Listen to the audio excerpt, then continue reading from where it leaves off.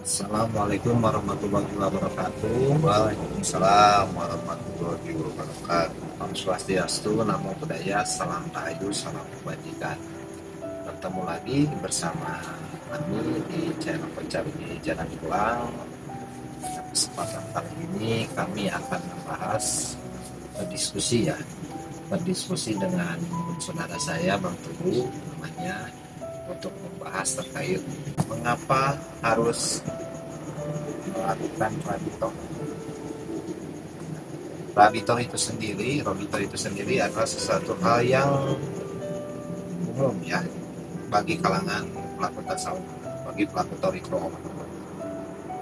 Pasti pelaku toriko ada istilah robito, di mana dalam pelaksanaan praktek tasawuf semua para murid pasti akan melakukan rabito. Rabito itu sendiri menurut saya pribadi itu eh, proses untuk menyamakan frekuensi kita dengan frekuensi yang di rabito itu sendiri. Mungkin dijelaskan dulu oleh Bang Teguh, kita diskusi gimana kalau menurut Bang Teguh ini rabito itu. Oke, Bang Rida, terima kasih atas kesempatannya terkait Rapito. Rapito itu adalah sebuah proses untuk menghadirkan potensi dan frekuensi kegiatan yang dimana itu adalah sebagai titik fokus kita dalam beribadah. Di mana titik fokus itu jika melenceng sedikit saja maka tidak akan tepat sasaran kemana kiblat arah kita beribadah. Maksud saya itu seperti kalau jasmani kita menghadap Allah, kiblatnya, sedangkan rohani kita pun itu harus memiliki kiblat, yaitu kiblat rohani. Bagaimana agar kita bisa rohani kita berkiblat? Yaitu dengan cara tauhid. Robito berarti ada kiblat untuk rohani kita ya, Betul, pada saat Reja. kita melaksanakan kegiatan ibadah Ibadah itu. itu ya. Jadi gak hanya jasmani kita yang menghadap Ka'bah ketika pada saat sholat, tetapi rohani kita juga ada kiblatnya. Nah, itu dia, Reja. Dengan di sisi lain, kita itu sebetulnya untuk beribadah itu diperintahkan untuk secara menyeluruh seperti ya guru fisil mikapah itu secara jasmani dan rohani baru lengkap Ya. Jadi rohaninya itu pada saat beribadah juga ada kiblatnya. ada. Ya. Karena selama ini yang saya alami itu ketika beribadah itu kadang sebelum masuk tarekat itu ya pikiran itu kemana-mana Bang Reja, tidak ada titik fokusnya gitu Ya, yang hadir dalam ingatan tuh ya segala macam lah gitu. Ya sama, dulu pasti seperti itu Ya, Bang Teguh. ketika masuk tarekat dikasih ilmu yang beratito itu, ya disitulah baru saya bisa menemukan titik fokus kiblat tadi saya, di mana ibadah saya pun menjadi khusyuk. Ya, memang saya pribadi itu hal yang baru ya, ternyata dalam tasawuf itu ada istilah robito. Tapi setelah saya pelajari lebih lama gitu, ternyata robito itu memang ada landasan berpikirnya atau ada dalil dasarnya gitu. Jadi kalau kata para imam sekali Imam Ghazali itu, kita itu harus memiliki guru ya. Nah, guru itu yang guru kita itu yang guru-gurunya sambung sampai Nabi Muhammad, sampai Rasulullah gitu kan. Nah, di guru kita itu yang kita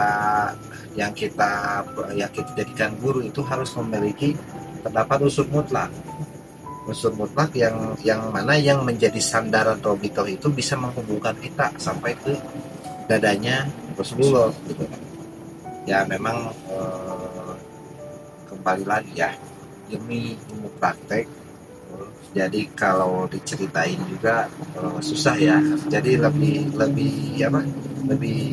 bagusnya ya memang harus dibuktikan.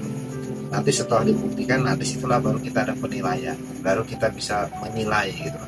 Kalau misalkan membuktikan sebelum menilai sebelum membuktikan, itu menurut saya nilainya nol gitu. Nah memang Robito itu sendiri memang kalau kata guru saya bilang bahwa Robito itu adalah fase awal dari para pelaku tasawuf. Yang dimaksud Robito fase awal itu yang dimaksud menurut saya nih, setelah saya beradaptasi gitu ya, bahwa yang dimaksud dengan fase awal itu kita menyadarkan diri kita terhadap guru kita pada saat melakukan proses Rabito, ketika beribadah, ketika kita bersemedi, ketika kita wirid, kita zikir, kita menyadarkan rohani kita, kita mengkiblatkan rohani kita kepada guru kita yang terdapat unsur mutlak. Nah, di mana pada saat kita melakukan proses itu sebenarnya ada tingkatannya lagi. Ketika kita melaksanakan Rabito itu, apa yang kita rasakan? Terdapat feel yang lebih intuitif gitu. Nah, sebenarnya lama kelamaan kita akan menyadari buah dari Rabito itu sebenarnya ada feel, ada intuitif. Kalau kita sudah sering melaksanakan itu, kita sebenarnya bisa bypass gitu. Bypass dalam artian langsung ngambil feel-nya, langsung ngambil intuitifnya, sehingga waktunya lebih cepat gitu. Ya memang kalau kita nyari feel tersebut, ketika gelombangnya gak hadir, mau gak mau kita harus ke Rabitoh lagi gitu, ke awal lagi. Seperti itulah yang dimaksud Rabitoh gitu. Tapi intinya ini ilmu praktek. Memang gak mudah. Itu gimana yang dipilih dan dikehendaki ya untuk melaksanakan Robito itu sampai dapat feel-nya, karena cukup sulit juga. Yang penting kita melaksanakan adaptasinya, melaksanakan perintah-perintahnya, sehingga kita tahu, oh ini loh. Karena sekali lagi ini kan ilmu aku yakin Quran Qadim turun setelah kita melaksanakan prakteknya, pengetahuan akan turun setelah kita praktek gitu. Nah kalau nggak praktek memang kita nggak akan tahu ilmunya, Qurannya nggak akan turun nih. Quran Qadim seperti yang dalam video sebelumnya kita bahas.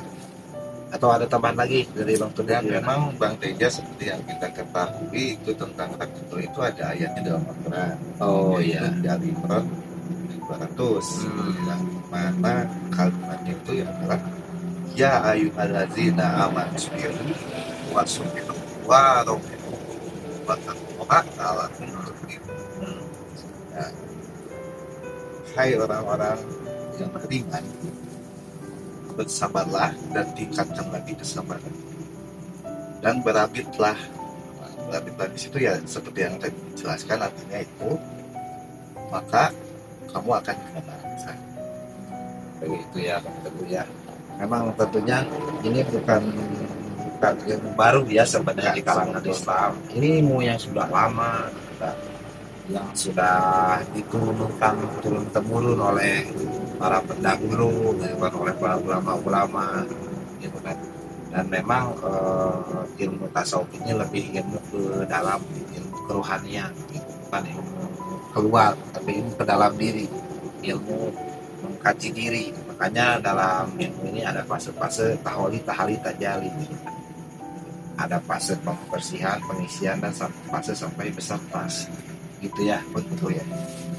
Mungkin segitu aja ya untuk pembahasan kita terkait Rabito. Nanti barangkali kita akan membuat video yang lain. Sementara mungkin seperti itu. Sekian dari kami. Billahi taufiq wal hidayah. Assalamualaikum warahmatullahi wabarakatuh. Waalaikumsalam warahmatullahi wabarakatuh.